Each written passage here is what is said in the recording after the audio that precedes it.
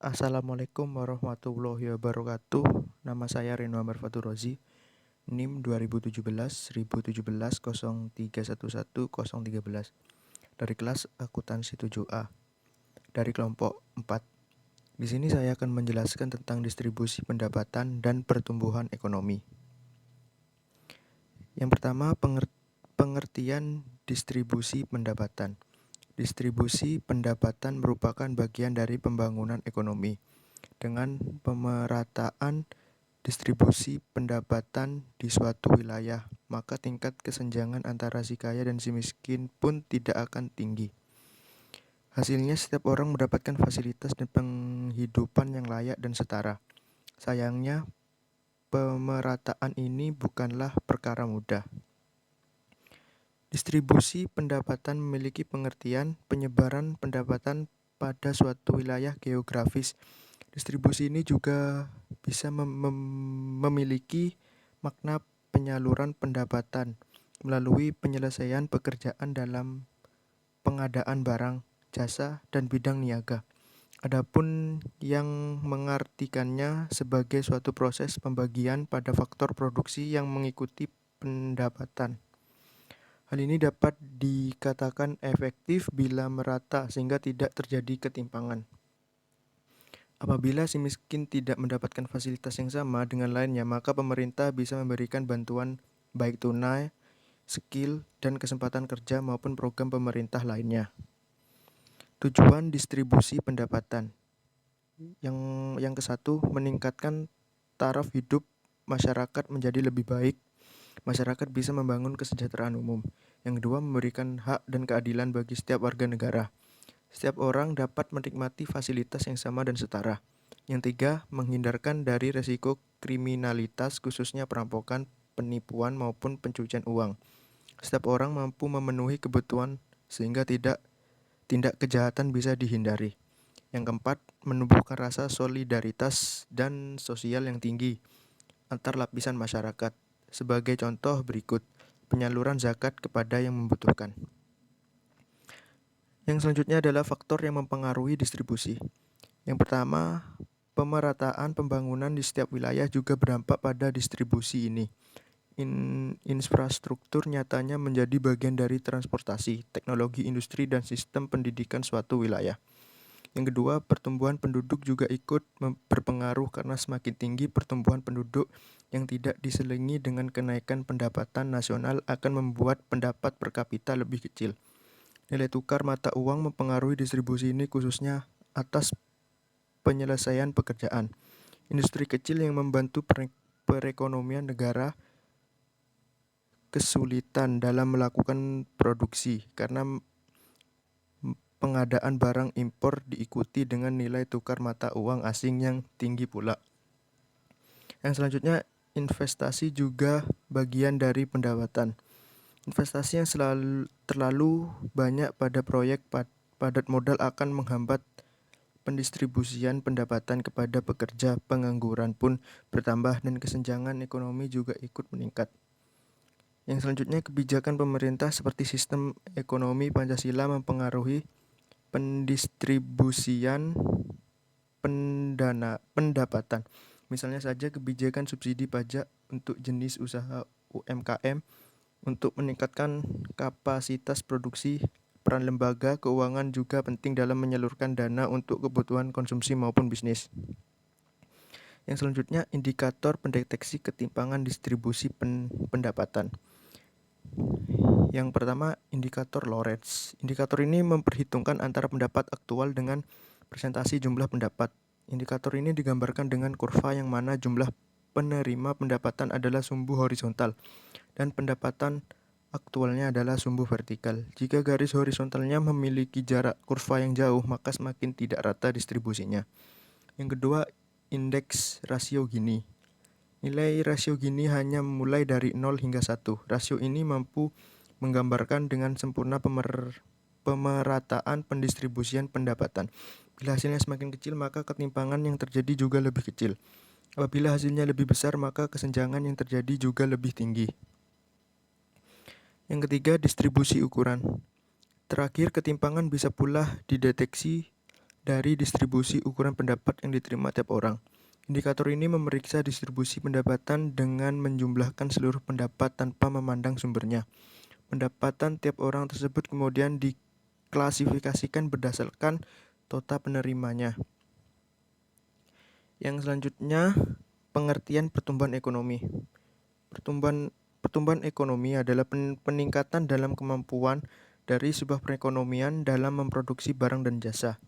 Dengan kata lain, pertumbuhan ekonomi lebih menunjukkan pada perubahan yang bersifat quantitative change, dan biasanya diukur dengan menggunakan data produk domestik bruto atau pendapatan output per kapita.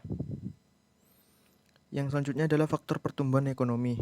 Yang pertama, sumber daya manusia.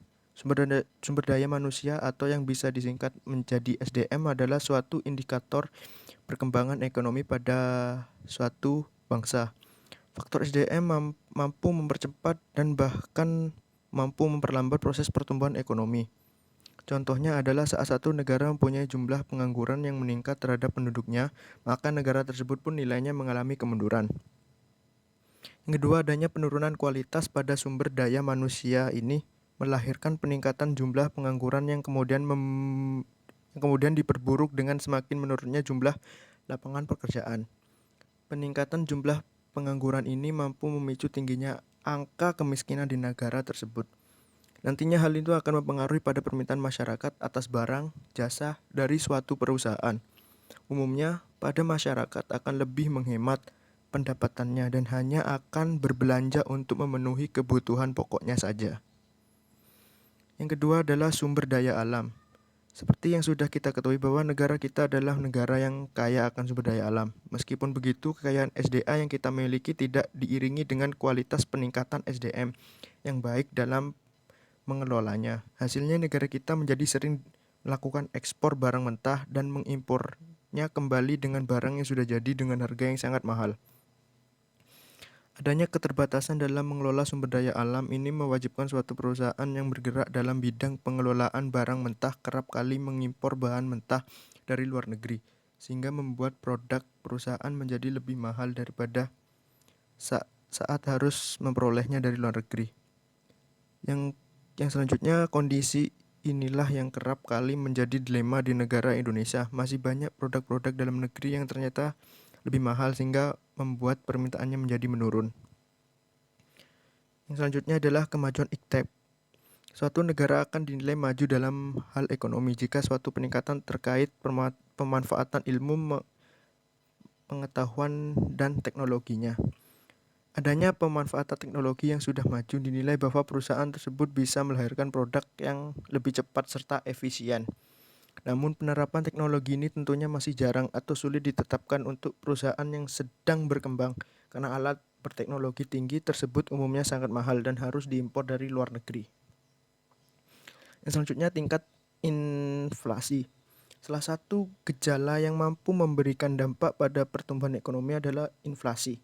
Inflasi adalah suatu kejadian laju peredaran mata uang yang tidak terkendali.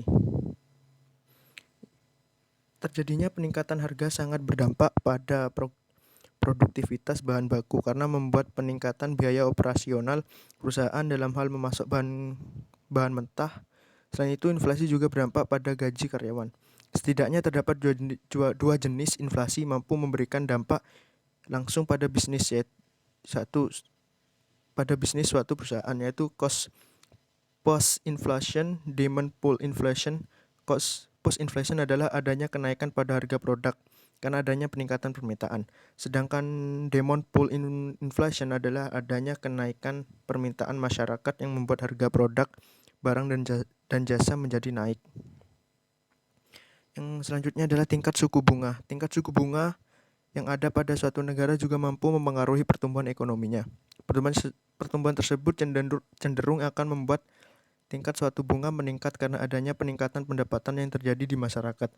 Suku bunga yang terjadi akan berpengaruh buruk kepada suatu perusahaan yang biasanya digunakan untuk modal pinjaman dalam meningkatkan kualitas perusahaan.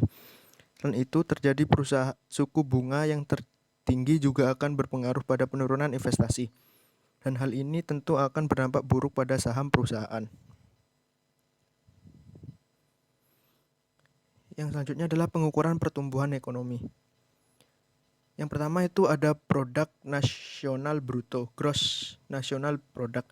Produk nasional bruto yang sering digunakan menjadi PNBP atau dalam bahasa Inggrisnya adalah gross national product yang disingkat GNP adalah pendapatan yang diperoleh negara dalam kurun waktu tertentu berdasarkan pendapatan yang diperoleh oleh masyarakat. Cara menghitung pertumbuhan ekonomi dengan menggunakan PNBP adalah dengan melakukan perbandingan PNBP pada periode berlangsung dengan periode sebelumnya. Yang terakhir adalah kesimpulan. Perkembangan yang terjadi pada dunia bisnis sangat mempengaruhi hasil pertumbuhan ekonomi suatu negara secara langsung. Bisa disimpulkan bahwa saat adanya pertumbuhan ekonomi yang lebih baik, maka akan berjalan beriringan dengan permintaan masyarakat pada produk, barang, dan jasa. Hal yang sama berlaku sebaliknya. Itu saja dari saya. Mohon maaf bila ada salah. Assalamualaikum warahmatullahi wabarakatuh.